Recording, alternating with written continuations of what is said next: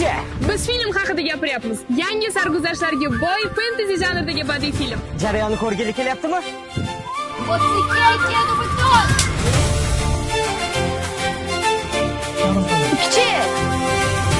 Mana qo'lida. Obke. Video probani so'nggi etaplari.